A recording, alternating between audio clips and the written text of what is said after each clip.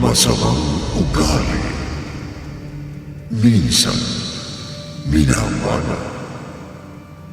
At kapag hindi nasubig sa maagang edad, ito ay nagdudulot ng sipayo sa mga nagmamahal sa kanila. Kung gaano kalalim ang sipayo na maaaring danasin, siya nating aalamin sa ating tampok na kwento sa linggong ito. Pinamagatang ako sa isa na namang gabi ng lagi.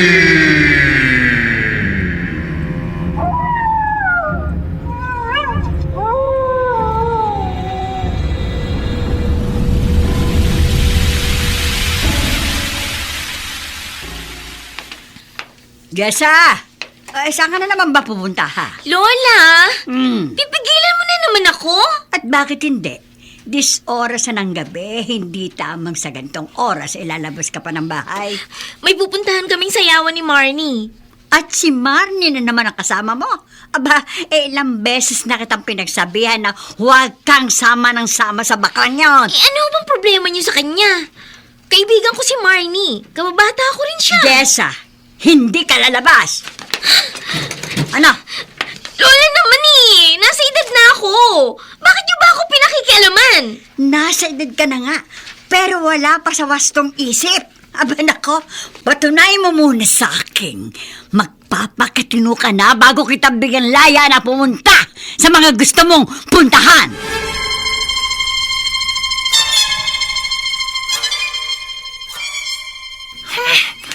Ano ba naman itong si Friendship?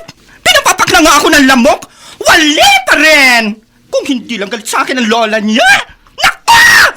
Kanina ko pa siya sinundo sa bahay nila. Marnie! Oh, Jessa! Bakit ngayon ka lang? Kasi ayaw ako paalisin ni Lola. Paano ka nakalabas? Di tumakas ako. Dumaan ako sa bintana. Tumalon ako mula sa bubong. Ah, talaga? Buti hindi ka napilayan. Alam mo naman ako, may saswang ako. Aswang ka dyan? Halika na nga! Mahuhuli tayo sa oras ng sayawan!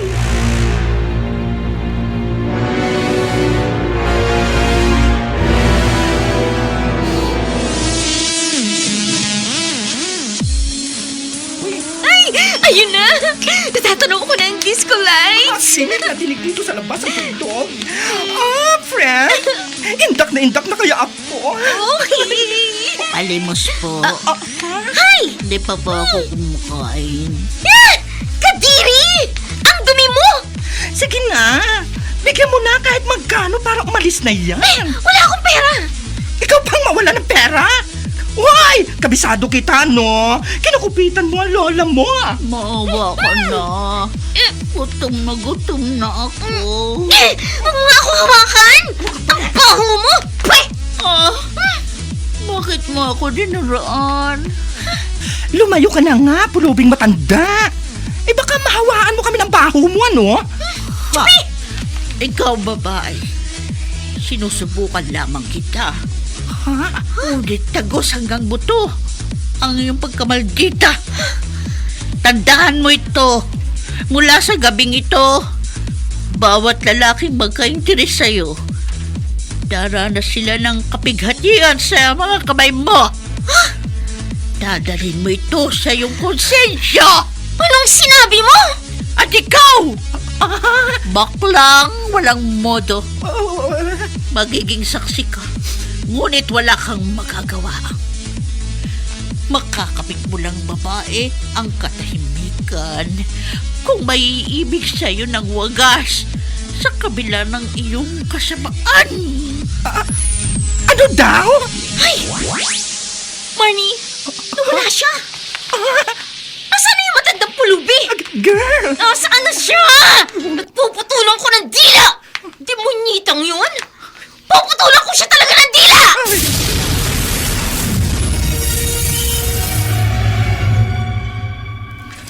Kanina pa kita pinagmamasdan. Akala ko hindi ka papayag makipagsayo sa akin eh. Bakit naman hindi? Kanina pa rin naman kita napapansin. Kung yayayain ba kitang sumama sa akin, pagbibigyan mo. Sorry. Pero may kasama kasi ako eh. Yung kaibigan ko. Babalik naman agad tayo eh. Gusto ko lang masarili ka, kahit sandali. Talaga? Oo. Nasa parking area lang ang kotse ko. Gusto ko sanang makausap ka ng sarilingan. Yung tayong dalawa lang. Wonder why, I wonder where they are. The days we had, the songs we sang together. Oh yeah. Anong parking area? At bakit ka sasama sa lalaking yan? Dito mo lang siya nakilala, Day. Eh, gwapo kasi eh. Naintriga ako, Marnie. Kaya dito ka lang, ha? Babalik naman kagad kami. Pero Jessa, yung sinabi ng matandang pulubi. Hindi totoo yun. Guni-guni lang natin yun. Ah, tayo na, Pogi. Pero Jessa, teka lang!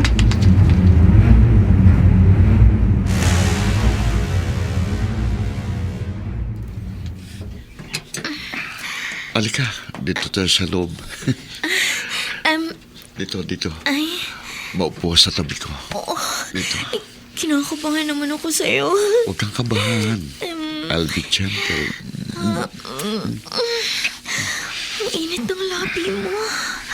Oh, pinag-aapoy ang katawan ko. Yung talagang gusto kong mangyari. Ang mag-apoy tayong dalawang. Teka lang. Huwag mo sabihin, tatanggihan mo ako. May kakaiba akong nararamdaman. Iba talagang epekto ko sa babae.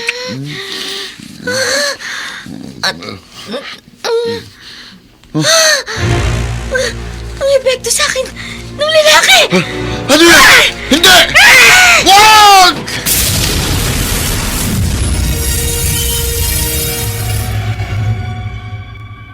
Jessa!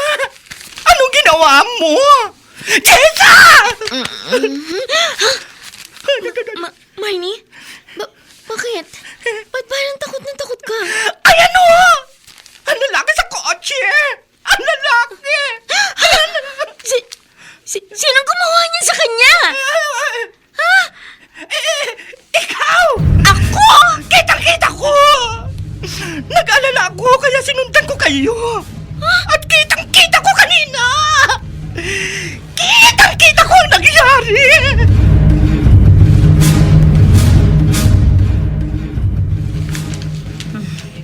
Nako, malilintikan sa akin ang batang yun.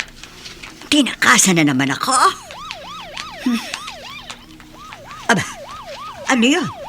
Police movie, patungo sa poblasyon. May nangyaring masama sa poblasyon.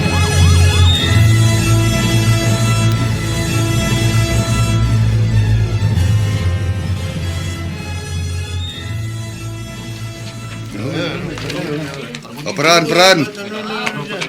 Sorrento. Paalisin mo yung mga nag-uusyosong tao dito. Sorrento. Lagyan mo ng kordon ang paligid ng kotse, ha? Yes, sir. Hoy kayo! Magsiuwi na kayo. Wala kayong may tutulong dito. Eh, teka, kayong dalawa. Kami po, ha? Kami? Oo, kayong dalawa. Bakit po?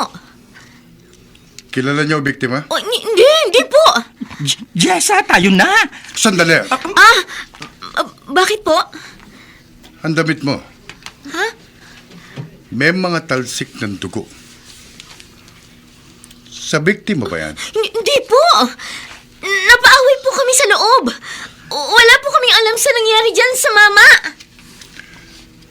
Sa tingin ko, hindi ka naging sasabi ng totoo eh. Sorrento, isama mo yung dalawa sa presinto. Bakit? Gusto ko silang makausap ng mas mabuti. Pero sir, Huwag mo ko hawakan. nagsasabi po ng totoo ang kasama ko. Wala po kaming alam sa nangyari nangyayari dyan sa mamang nasa loob ng kotse? Ako magsasabi kung nagsisinungaling kayo o hindi. Sige na, Sarento. Isama mo sila sa presinto. Hindi! Ano ba? Hindi ako sasama sa inyo! Jessa! Iwan mo nga ako! Wag! Ano ba? Jessa! Ikaw!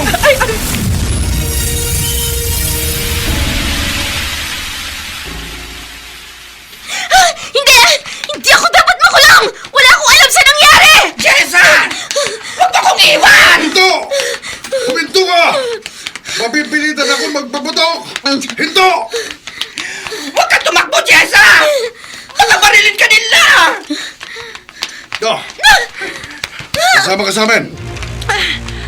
Marami kayong dapat ipaliwanag. Lalo pa at nagtangka kang tumakas.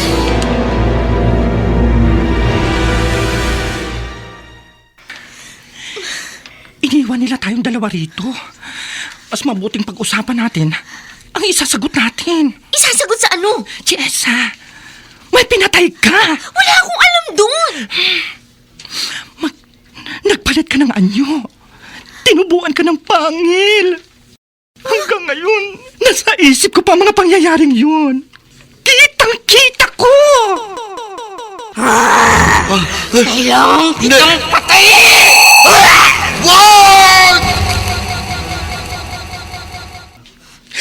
Friendship!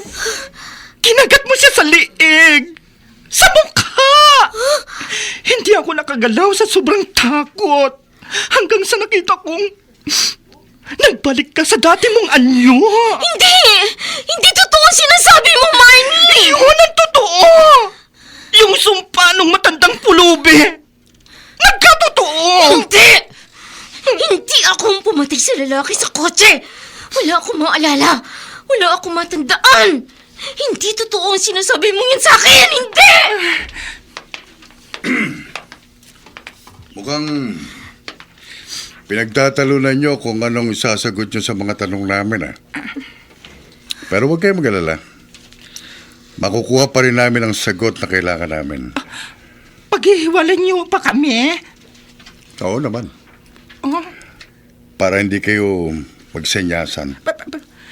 pero wala po talaga kaming kasalanan. Malalaman ko yan.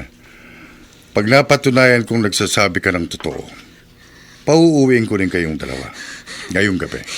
Hindi akong pumatay sa lalaki. Hindi ako nagbagong anyo. Hindi pwede magkatotoo ang sumpa ng matandang pulubi. Hindi totoo!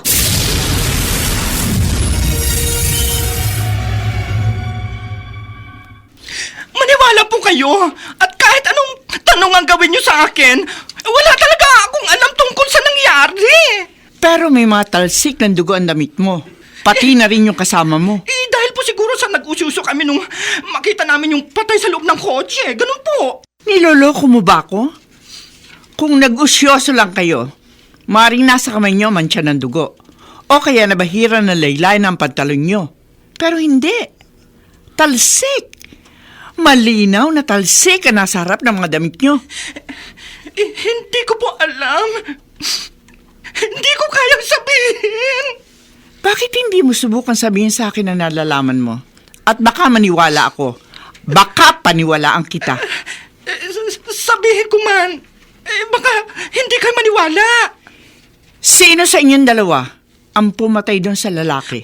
Wala po sa amin. Hindi po kami.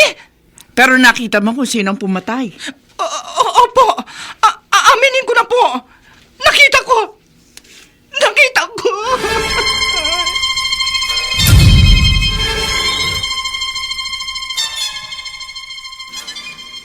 Umamin na raw ang kaibigan mo Anong inamin niya? na ikaw ang pumatay sa lalaki dun sa kotse. Hindi. Hindi yun sasabihin ng kaibigan ko. Pero ikaw ay tinuturo niya. Hindi akong pumatay dun sa lalaki. Hindi ka nakikinig sa akin. Paano mo ipaliliwanag ang mga dugo sa damit mo? Hindi ko alam kung bakit maraming dugo sa damit ko. Miss, hindi mo kailangan magalit sa akin. Kung binastos ka niya, pinagtangkaan ng masama, pwede kitang tulungan. Self-defense ang nangyari. Pwedeng ganon. Hindi ko alam. Wala akong alam. alam! Palabasin niyo na kami dito! Hindi pwede. Iniimbestigahan pa kayo ng kaibigan mo. Kung ayaw mo magsalita ngayon, maghihintay ako kung kailan ka magiging handa ng umamin. Hindi ako aamin! At wala akong aaminin!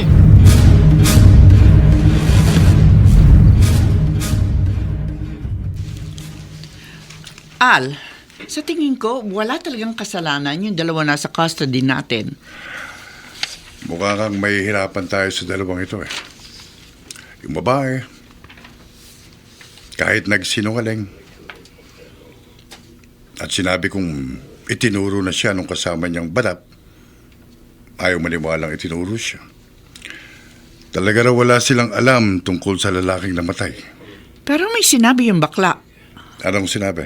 Nakita niya kung ano yung pumatay. Paano ano? Mala vampira daw. Babae. Mahaba ang mga pangil. Mahaba ang mga kuko. Huwag kang tumawa. Tingnan mo yung mga larawan ng biktima. Heto. May printout na. Oh, O yan. makapakinglakit. Wakwak ang mukha niya. At halos maputol ang leeg sa laki ng sugat. Sa tingin mo, yung babaeng nasa custody natin, magagawa niya ang ganyan? Ibabalik ko sa iyo ang tanong, Amina. Sa tingin mo, mas kapani-paniwala ba yung sinabi ng bakla na malabampira ang nakita niyang pumatay sa lalaki?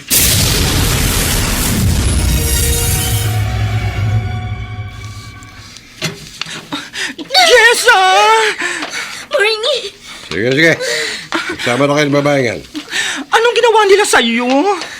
Tinuro mo daw ako. Sinabi mo daw na akong pumatay dun sa lalaki. Hindi! Hindi yung totoo, Day. Itinuro ko yung totoong pumatay. Yung babaeng vampira. Vampira? Oo. Kahit magturuan kayo, hindi na kayo makakalabas dito. Lalo pat may tsura itong kasama mo. Ha? Hindi. Nakiinit ang pakiramdam ko. Masarap mo sigurong halikan niya, ha? Huwag mo siyang hahawakan! Ikaw ang bugaw niya. Hindi. Hindi mo kasi alam ang pwedeng mangyari. At ano pwede mangyari? Ako ba tinatakot mo? Kayong dapat matakot. Dahil wala na rito sina Sargento at si Armina. Umuwi na sila. Ibig sabihin nun, ako na ngayon ang bantay sa inyo. At kung gugustuhin ko, pwede ko magawa ang gusto ko sa maganda mong kasama. Ha? Hindi ba, Iha? Tama na! Tama na! Lumabas ka na! Hindi mo alam kung ano ang pwedeng mangyari talaga. Huwag mo kong itulak. Pwede kitang kasuhan ng assault. Nilalabanan mo ko, pulis ako. Hindi mo kasi naiintindihan. Isinumpa kami ng isang pulubi. At magiging saksi ako sa lahat ng pwedeng. Kailangan kitang patayin! Nagkaroon ka ng pangit. Humabang yung mga ko. Jessa, wag! Hindi ba? Wag ka sa kanya, Jessa! Kailangan ko pumatay!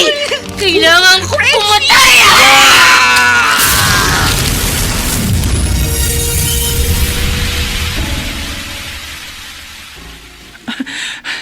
Nawala ng malay si Jessa matapos niyang patayin itong pulis. Jessa! Uy, gising, friendship! Kumising ka! Nakapatay ka na naman. Kailangang makalabas tayo dito sa presinto bago madiscover ang napatay mong pulis. Jessa, ano ka ba? Gising! Jessa!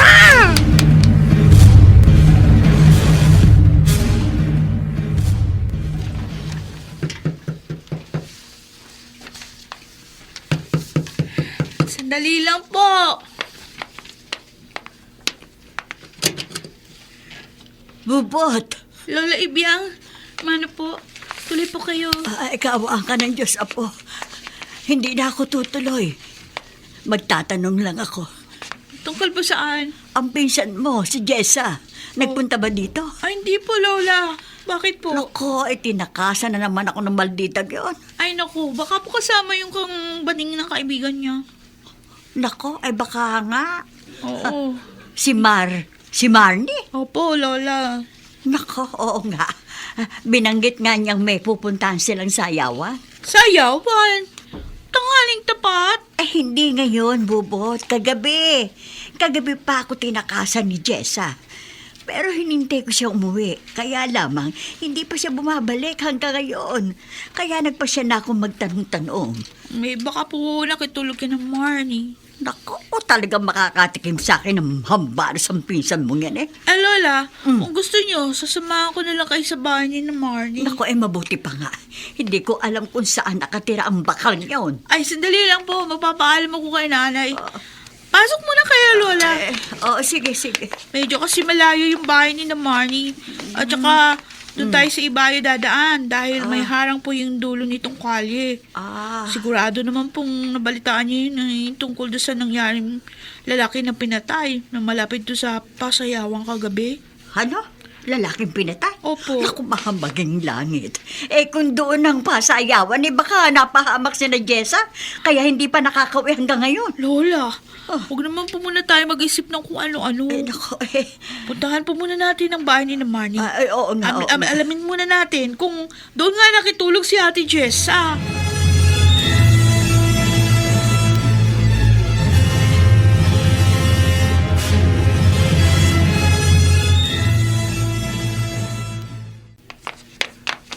Paano ito nangyari? Walang nakakita, Sargento. Inabutan siya ng janitor na duguan, wakbakan leeg. Hindi. Nasaan ang soko? Parating na. Tinawagan ko na rin. Ang dalawang nasa custody natin. Yung bakla at yung babae. Nasaan sila? Ano? Bakit hindi ka sumagot? Nasaan yung dalawa?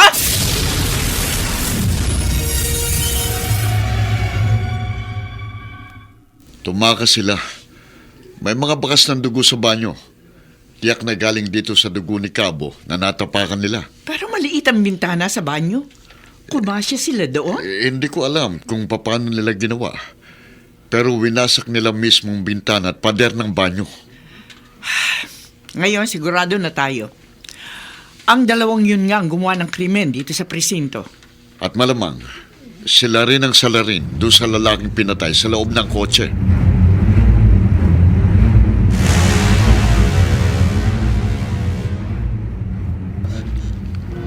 Anong ayaw mo? Jessa naman!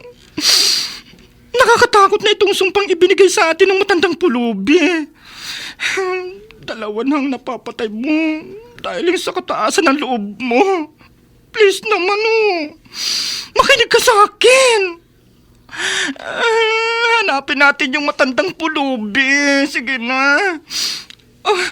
Humingi ka ng tawad sa kanya. Humingi ka ng sorry. Kung kailangang lumuhod ka sa harap niya o kaya halikan mo yung kanyang paagawin mo. Para lang mapatawad ka niya. Jessa, ayaw ko man. Pero sangkot na ako ngayon sa dalawang lalaking pinatay mo. Friend, ayaw ko makulong. Nakikita ko lang na paraan para makatakas tayo sa parusa ng batas ay kung hihingi ka ng tawad doon sa matandang pulubi. Baka tanggalin niya ang sumpa at maibalik na sa dati ang lahat.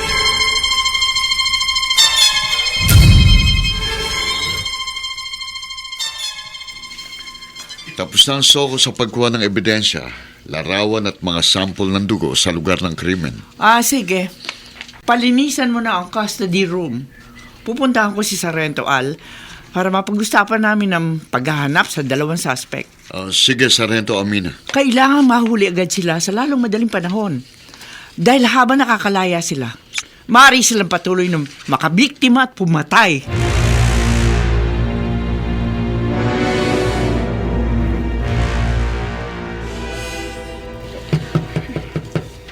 Tao po! Marnie! Si Bubot ito! Tao po!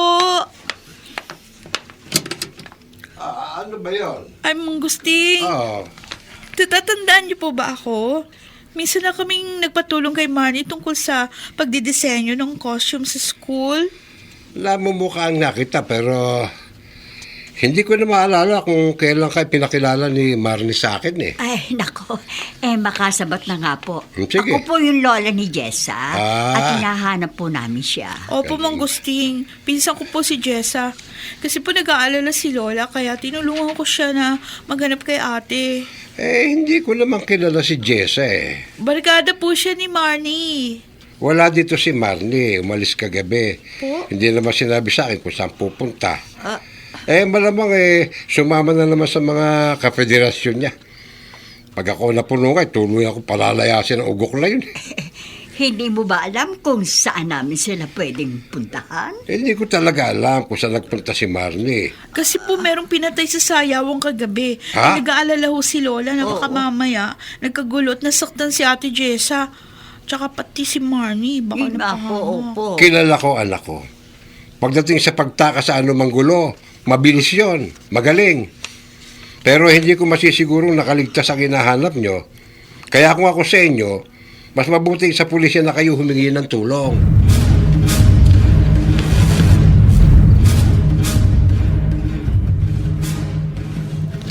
Jessa! Ayun o! Tingnan mo! Ang pinsan mo si Bubot, pati ang lola mo. Nanggaling sa amin. Malamang. Hinahanap na nila tayo.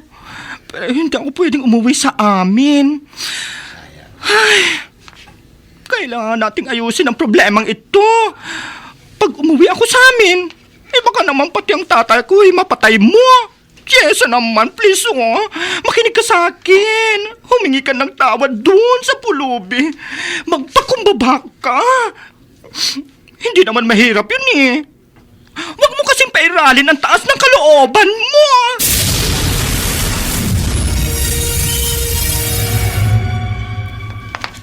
Gusto niyo malaman kung may ibang nadamay sa krimeng naganap sa sayawan? Opo, Sargento. Kasi po hindi umuwi yung pinsan ko, pati yung kaibigan niya. Ang sabi ni ate kay Lola, sa pasayawan siya pupunta. Galit po ako sa pagtakas niya. Galit ako dahil matigas ang ulo niya. Pero Sargento, apo ko yun. Nag-aalala pa rin ako.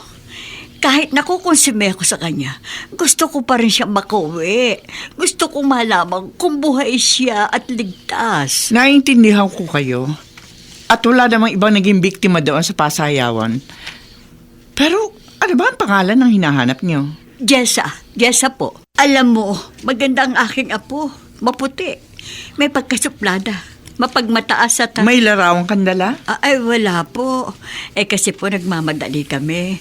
At hindi ko naman po alam na dito kami hahanto sa presinto sa pagharap sa aking apo. Ako po meron. Meron po ako dito sa pitaka ko. May nakaipit akong picture. Magkasama kami magpinsan. Ito po, Hindi. Bakit po? Narito siya kagabi. Ho?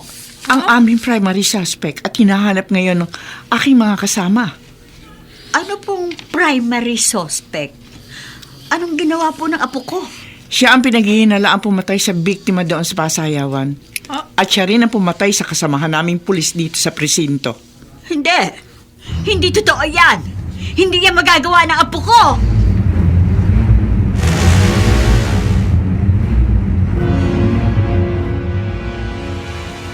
Sexy. Huwag mo siyang hahawakan. Umalis ka na bago pa may mangyayari sa iyo. Jason! Huwag!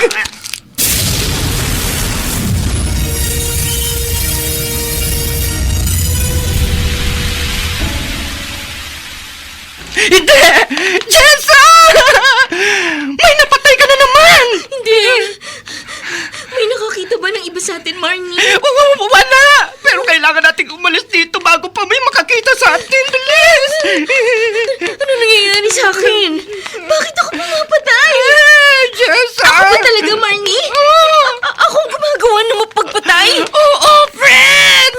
Sinabi ko naman sa iyo totoo ang sumpa. Totoo ang nangyayari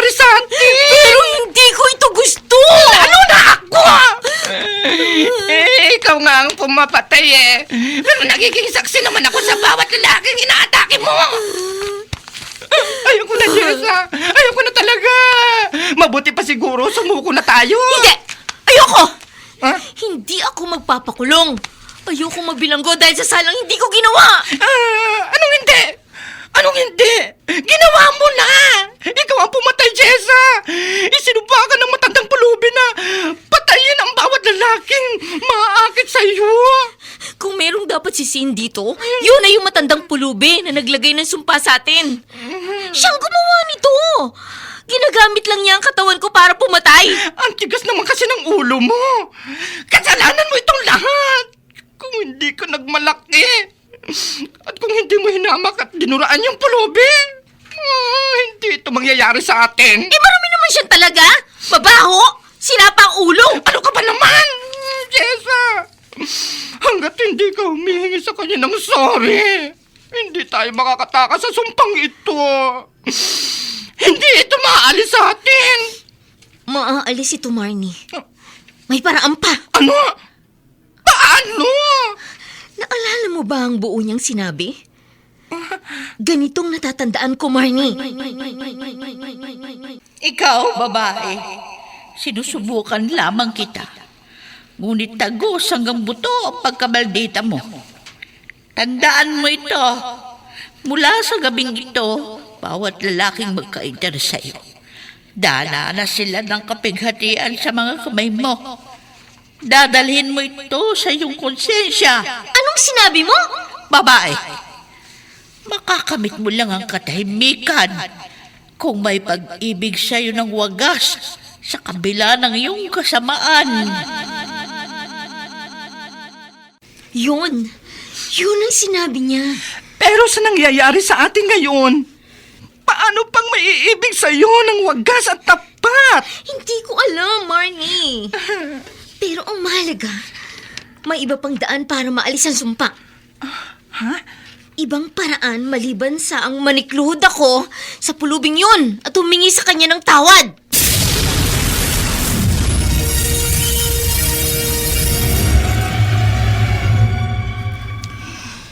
Oo, anak ko nga si Marley. Pero kagabi pa siya hindi umuwi. Kung uuwi siya at magpapakita sa inyo, Mangusting, pakitawagan kagad ako sa presinto. Pero teka muna, ano ba problema? Yung pinatay na lalaki sa sayawan kagabi, Oh, siya at yung kaibigan niyang babae, sila ang suspect. hindi. Hindi yung magagawa na anak ko. Totoo. Sumasakit ang ulo ko dahil malimit namin pagtalunan ng pagiging binabay niya. Pero hindi kaya pumatay ng tao ang aking anak. Nagawa na niya, Mangusting. Katunayan, kaninang madaling araw, bago sila tumakas sa presinto, may pinatay na naman sila. Isa sa aming mga pulis. Pero bakit? Bakit yung gagawin ni Marley? Hindi namin alam. Kaya nga hinahanap namin sila. At gusto naming masagot ang tanong na yan. Sergeant Al, come in. Narinig mo ko, Sergeant Al? Roger, Armina. Ano meron? Narito sa presinto ang lolo ng suspect na babae. Positive na apo niya. May larawan sila na ipakita sa akin. Alam nila kung nasaan yung suspect? Hindi. Hinahanap din nila. Pero pwedeng anumang oras, umuwi ito sa kanila. O sige. Ibigay mo sa akin ang address at pupuntahan namin kagad. Okay, sandali. Hihingin ko sa lola niya. Si Jessa ba tinutukoy niyo? Oo, Mangusting. At kapag nahanap namin sila ni Marley, sisiguruhin naming pananagutan nila sa batas ang mga pagpatay na ginawa nila.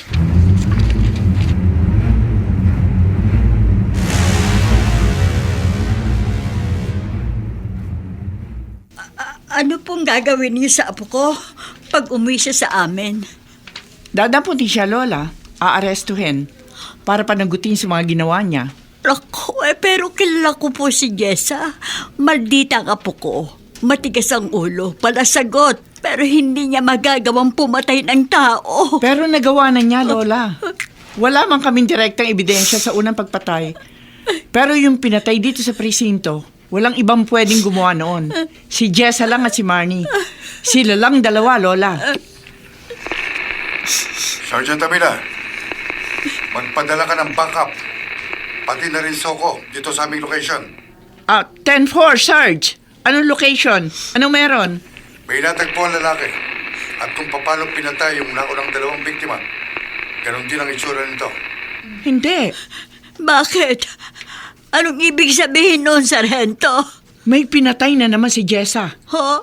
At hanggat hindi natatagpuan ng iyong apo, Look. magpapatuloy ang walang habas niyang pagpatay.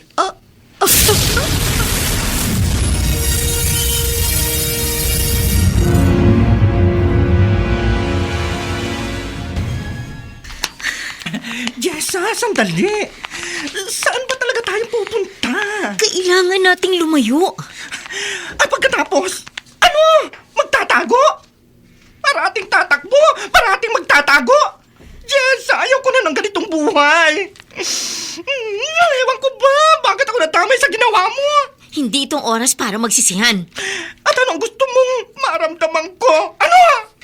Kasalanan mo naman talaga ito eh. Oo na, kasalanan ko na. Pero sabit ka na rin sa nangyari. Ikaw ang saksi sa lahat na nangyari sa akin. Hindi ka pa ba nakukonsensya? Pwede mo itong tapusin, Jessa. Please naman Basta magpakumbaba ka na lang. Humingi ka ng tawad dun sa pulubi. Hindi! Hindi ako hihingi ng tawad sa kanya. Lalo ako nakadama ng poot dahil sa inilapat niya sumpa sa akin. Pinahirapan niyo kami sa paghanap sa inyo. Hindi! May nakakita sa inyong tumakbo mula sa lugar kung saan niyo itinapon yung bangkay ng huling niyong biktima. Wala akong kasalanan. Huwag niyo akong hahawakan! Huwag ka nang magmatigas. Sir! Sarento! Huwag mo siyang hahawakan. At sa oras na ito, maaari siyang magpalit ng anyo at Ano? ikaw ang... Bakit ako makikinig sa'yo? Ah, Pareho kayong sinungaling. Pareho kayong mamatay tao. Hindi! Kung ipoposas niyo ako, ikaw babae ang magposa sa akin! Ako na, Al. Kaya ko na ito. Hindi. Ako na, Sarento. Sa tingin ko, ang babaeng ito ay malaking diferensya ang pag-iisip. Ha? Baka kung ano gawin niya sa'yo. Hindi! Maniwala kayo! Hindi kami nagsisinungaling ni Marnie. Baka may magawa ako hindi ko sinasadya at Tama baka... na yan! Naawa ako sa'yo. Pero dapat kang managot. Hindi. Lumayo na kayo! Yeah. Itiwan mo ako. Ayokong pumatay. Ayoko pumatay!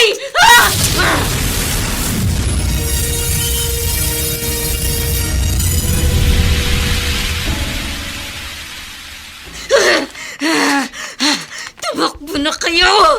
Hindi ko ito mapipigil! Hindi kita bibitiwan. Ano man yung sinasabi mo, gusto kong makita kung totoo nga. Si Marnie! Tumakas! Habulin mo, Amina. Pero si Jessa! Akong bahala rito. Hindi, Al. Diyos ko, tingnan mo siya! Hindi. Bitiw na! Takbo na! Takbo na! Takbo!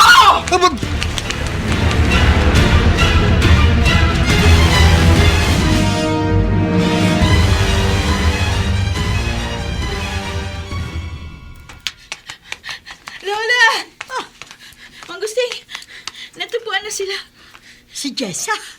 Opo, Si Marnie. nandun po. Pinagkakaguluhan si Ate Jessa. Bakit? Anong nangyari kay Jessa? Si Marnie. May nangyari ba sa kanya? Kay Marnie po wala.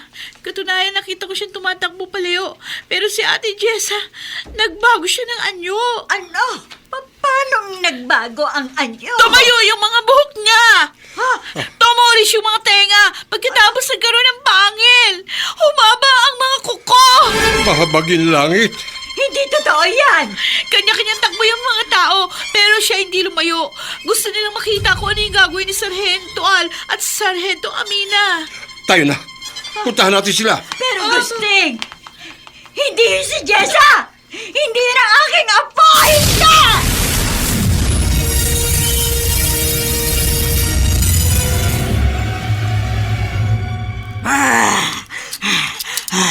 Kailangan kong pumatay! Naiposes ko mga kamay niya sa likod. Bago siya tuluyang nagbago ng anyo. Pero maaari siyang tumakbo at makapatay pa rin. Nakaposes siya sa patrol car natin.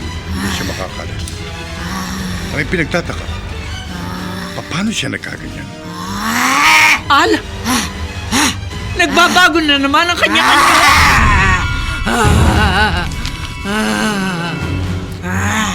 Kailangan ko pumatay! Nagbabalik siya sa anyong tao. Patayin niyo na ako! Patuloy akong papatay kung hindi niyo tatapusin ang buhay ko! Hindi! Kailangan namin ng sagot. Abina, dali natin siya sa ospital. Al, hindi mo ba nakikita?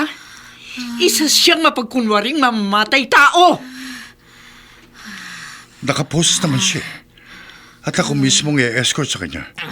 Hindi niya tayo matatakasan. Patayin niyo na ako! Sinumpa ako! Isinumpa ako! Tumahimik ka! Hindi ako hingi ng tawad sa matanda naglapat na sumpa sa akin. Isa siyang madumi at mabahong pulubi. Kung gaano siya karumi, ganun din karumi ang pagkatao niya. Sinong tinutukoy mo? Ang naglapat ng sumpa sa akin. Sino siya?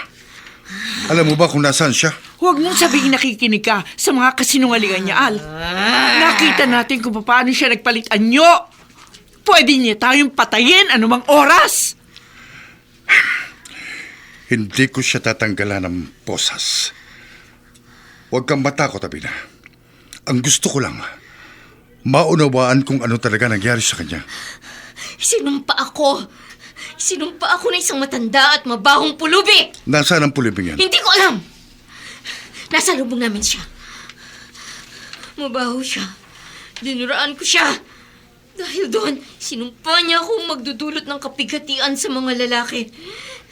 Hindi ko alam. Itutulak ako ng sumpang ito para pumatay ako. Bawat lalaki nagkaka-interes sa akin, pinapatay ko. Al, patayin na natin siya. Hindi, Amina. Ang kailangan ng babaeng ito ay unawa. Ha? Patibong ito, Angal. Ginagamitan kanya na mahika. Huwag kang tumingin sa kanyang mga mata. Kapag pinatay natin siya, hindi magkakaroon ng kasagutan ng mga tanong sa aking isip. Al, gumising ka. Ang lahat ng sinasabi niya ay patibong. Para kalagan mo ang mga posas niya. Hindi ako nagsisinungaling. Mamatimisin ko pang mamatay kaysa humingi ng tawad sa matandang pulubi. Pero kung hihingi ka ng tawad sa kanya, maaaring matanggal ang sumpa kung totoo mang isinumpa ka niya. Hindi! Hindi! Isa siyang walang kwentang pulubi!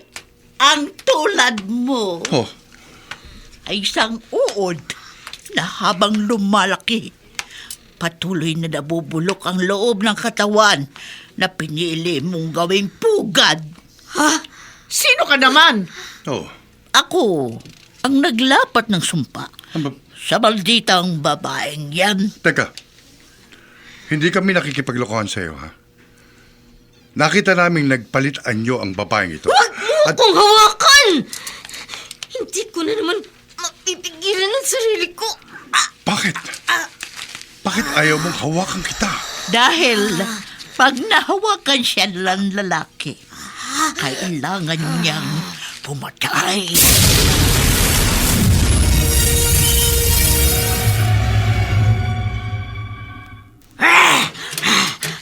Papatayin kita! Papatayin kita! Yan ang dapat siya tulad mo. Masama kang tao. Mapang-api.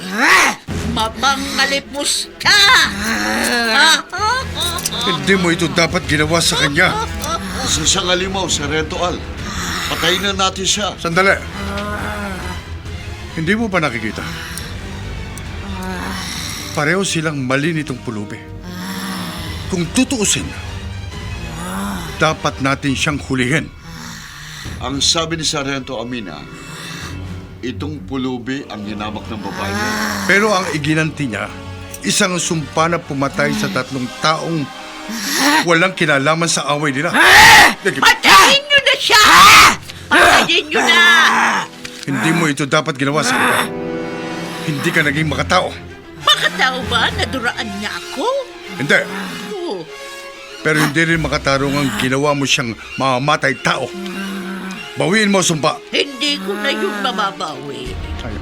Pero pwedeng matapos ang sumpa kung hihingi siya ng tawa. Hindi! Ako nang humingi ng tawad para sa kanya. Hindi! Hindi! Mapamatay na siya! Pero ang sabi mo, kung hihingi siya ng tawad, matatapos ang sumpa. Pero hindi sa paraang kinakala niyo!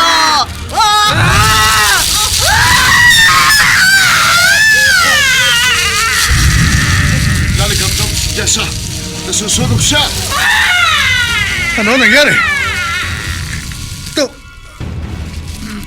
naging abo si Jessa. Pulubi. Anong mahikang nawala ang pulubi? Naabo si Jessa. Nawala ang pulubi. Anong kababalaghan ito? Hindi ko alam, Al. Pero hindi rin tayo nananaginip. Dahil paparating dito ang tatay ni Marnie, ang lola ni Jessa, at ang kanyang pinsan. Nasaan si Jessa? Ang aking apo. Umuwi si Manny. Sinabi niya sa akin ng totoo. Isinumpa si Jessa. Isinumpa ng isang matandang pulubi. Wala na siya, Mangusting. Lola? Wala na si Jessa. Ang aking apo? Wala. Hanggang sa huli, ayaw niyang magsisi. Ayaw niyang humingi ng tawad. Ang aking apo. Natapos ng sumpa sa kanya. Nang siya ay maging abo.